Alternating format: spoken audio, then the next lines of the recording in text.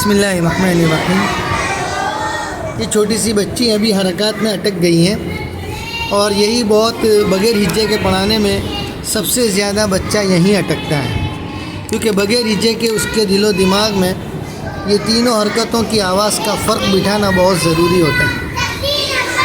اب یہ تختی کے اندر دو کام پر دھیان دینا ہے۔ سب سے پہلا تو یہ ہے کہ صحت کے ساتھ یہ زبر کی تختی زبر کے ساتھ جب پڑھنا شروع کرے تو پڑھ لے پوری، زیر کی تختی جب پڑھنا شروع کرے تو زیر کے ساتھ پڑھ لے، اور پیش کی تختی جب پڑھنا شروع کرے تو پیش کے ساتھ پڑھ لے۔ یہ ایک مرحلہ ہے، لیکن اس میں اتنی دیر نہیں لگتی، لیکن اس کے بعد جس میں بہت زیادہ دیر لگتی ہے وہ ان دونوں کے درمیان فرق کرنا ہے، ان تینوں کے درمیان فرق کرنا ہے۔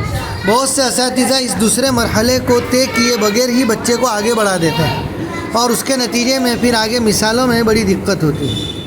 تو یہ بچہ ابھی میں آپ کو بتا رہا ہوں کہ یہ زبر پڑھ لے گا، زیر پڑھ لے گا، پیش پڑھ لے گا، لیکن جب میں اس کو سوالات کروں گا تو یہ اس میں جواب نہیں دے پائے گی، تو اس لیے ابھی تک اس کو ہم نے یہاں اٹکا کے رکھا ہے۔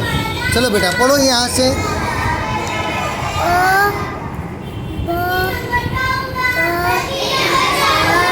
زور سے کھینچنے کا نہیں، جلدی۔ ہا،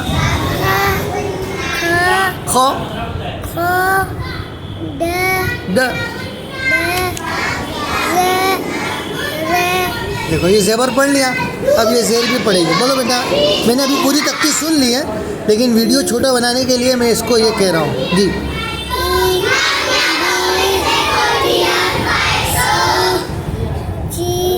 جلدی پڑھو، جی ایسا بولیں، جی، ہی،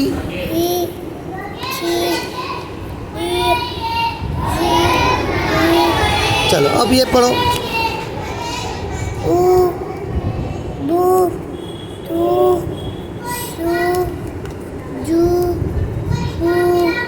ہا نکال، ہو، ہو،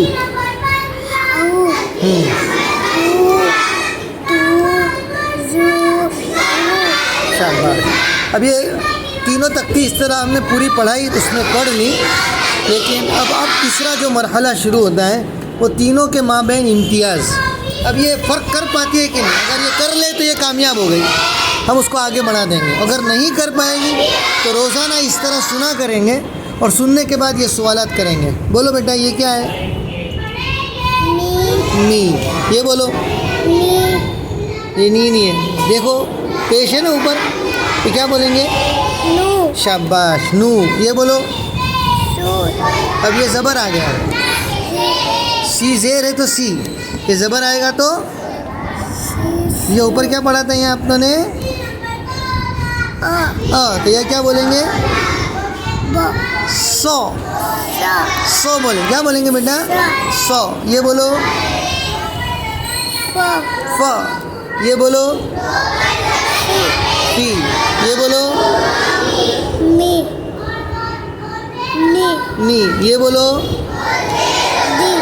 اب پیش ہے نا یہ کیا بولیں گے؟ یہ کیا پڑھے تھے اپنوں نے؟ او۔ تو یہ کیا بولیں گے؟ یہاں سے بولو، او،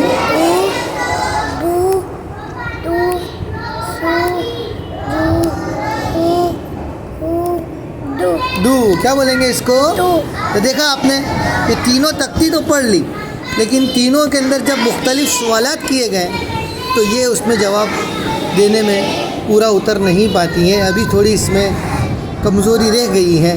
تو جب تک یہ کمزوری دور نہ ہوگی وہاں تک ہم اس کا سبق آگے نہیں بڑھائیں گے، ٹھیک ہے؟